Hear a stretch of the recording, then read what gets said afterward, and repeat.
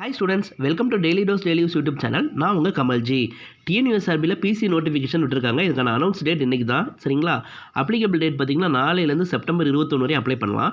Exam date பார்த்திங்கன்னா November 9 நடக்குது. ரொம்ப ஹியூஜ் வேகன்சிஸ் வந்து விட்டுருக்காங்க.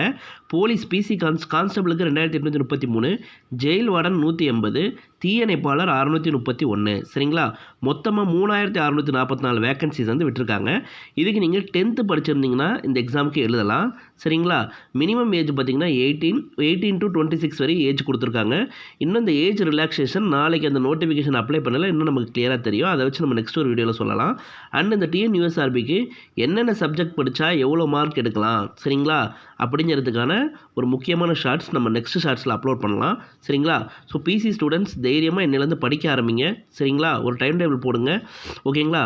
படிக்க ஸ்டார்ட் பண்ணுங்கள். நெக்ஸ்ட்டு ஒரு வீடியோவில் என்ன சப்ஜெக்ட் எவ்வளோ கொஸ்டின்ஸ் கிடைக்குன்றதை நம்ம பார்க்கலாம். Thank you friends.